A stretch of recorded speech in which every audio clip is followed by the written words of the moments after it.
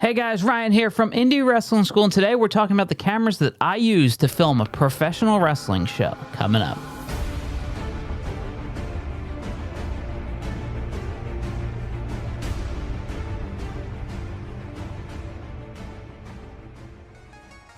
Hey guys, thanks for checking out this video. If you're new here, please consider subscribing below. We put out new videos every single week. I've got asked this question so many times, and I'm pretty sure I've done a video in the past, but this stuff always changes. And a lot of people always want to ask me what I film our shows on. So there's a couple different things that I think are important to note. When you're buying a camera, if you're buying something brand new, you want to buy something that is future-proof. So right now, a lot of stuff still is in 1080, whereas years ago it was 720. But when everything was in 720, I was still buying cameras that had the capability for 1080, because that's where the future was going. Same thing right now. All of my cameras, for the most part, do 4K footage. I don't record in 4K because it just kills your hard drive space. But in the future, I might want to. And because of that, all of my cameras are set for that, so I'm ready for the future. The main cameras I do around ringside is I have my hard camera, and then typically on the opposite corner, I'll have another camera. So not so they're facing each other, but so they're kind of adjacent to one another. And the cameras I use for that are the Sony AX, I think this one's a 53. Looks like this, it's just a camcorder, and I make sure it has power going to it. And this one's the 33. So this is the older version of the same camera, and same thing, they all have power running to them, so I don't have to rely on battery, and I'm not worried about the battery draining and dissipating in the middle of the show or having to go out and change batteries.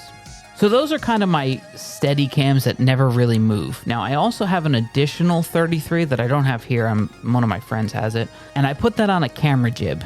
So basically, it's almost like a crane. It goes on there, and then I have one of the guys in the back sort of man that crane, and then the camera will go up and down and be able to move left and right and be able to get some high angles and stuff like that, which I think just kind of looks cool in the middle of a wrestling show, specifically for entrances, if there's outside the ring fighting, or even to break up the monotony of rest holds and stuff like that, to have the camera kind of pan up, especially when the crowd's getting behind the babyface. It's always cool to have that shot of the camera going up. Now, if you're just starting out, don't worry about having all this stuff. It's something you can work towards. It's not something you need to start off with. Now, the other camera I just want to touch base on real quick is actually filming me right now. And this I use for vignettes typically. So this is a DSLR, and I'll usually use these for backstage promos. I'll attach a microphone on it because I don't think a lot of people understand this, but audio is half of video. So if you have bad audio, most of the time people aren't going to watch your promos or your vignettes. Whereas if you have bad video, sometimes you can kind of get away with it with clever editing. But bad audio is almost always a no-go. Nobody's going to listen. Nobody's going to pay attention. So I always make sure I have a microphone attached to the DSLR, and this is the one I use. This is a Sony a7 IV. It's a little more expensive than cameras I would normally buy, especially for using at a wrestling show where I'm just handing this camera to random people to film stuff, but I use it for this channel as well, and I also have it for home movies and stuff like that, film my kids and stuff like that for holidays and stuff like that too. So that's why it's a little bit more expensive than something I normally would use, but typically for all my vignettes and promos, I use a DSLR. Now, currently, I'm using a AX53 to film the ringside stuff. The battery on this thing just is incredible. It really will last an entire show. I do have spare batteries that are constantly charged before I get to the building, and then I have them on the charger. So during intermission, I can always swap out batteries just if I feel like I need to. But most of the time, this battery, I mean, you can see the size of it, but it's an incredible camera. It works so well, and again, it has the ability to do 4K should I want to do that in the future. Prior to that camera for ringside footage, and ringside, when I say ringside, I mean the guy roaming around ring with a camera, and a lot of companies use two of those people. I think that just gets redundant. I prefer the look of hard cameras because it's got that old school independent wrestling vibe of just setting up a camera, leaving it there. I like doing that mixed with the crane and then a couple other cameras around ringside, and then somebody moving their camera around the ring area. Prior to that, I was using a DJI Osmo Plus, which was kind of like this goofy camera that had a phone attached to it, and it gave you a really steady view. But then DJI came out with this gimbal, which is like a little ridiculous camera, and the person who was filming always felt like an idiot because they're filming, it looks like they're filming the show with a pencil.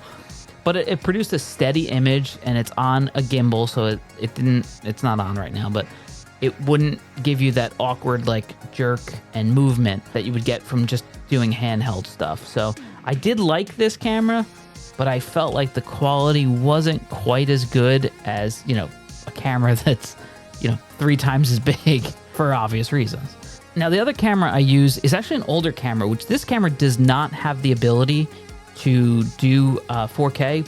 I actually just picked it up because I noticed we filmed a Christmas movie back in like 2013, and one of the guys who helps me out, his name is Fluff, he was using the same camera, and I was like, the picture quality still holds up all these years later. So I was able to find this camera for relatively cheap. It was like, I want to say it was like $200 on eBay, and it produces a great image. So what I'll use this camera for is my commentary team. So I just have a camera constantly on the commentators, and I do that for one of 2 reasons. We already have redundancy on the commentary.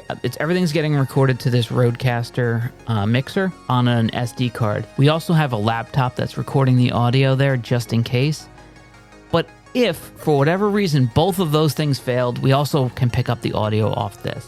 Plus, it allows me to cut to the commentators in between matches and stuff like that when I'm editing in post, or even if I'm doing a live stream. Now, I have this other camera. This is actually an underwater camera. I actually got it because it was really cheap. And it's a Canon, and at the time I was using all Canon cameras. That's the only reason I still have it. It's a pretty cheap camera. It's got a okay picture. It's not the best. I only use it as a backup.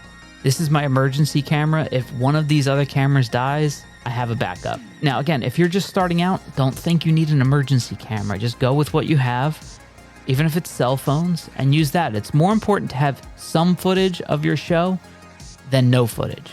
And lastly, this is the camera angle I rarely ever use, but I use a lot on this channel, and it's GoPros. So I have a GoPro that I have backstage, which is watching all the action that happens backstage.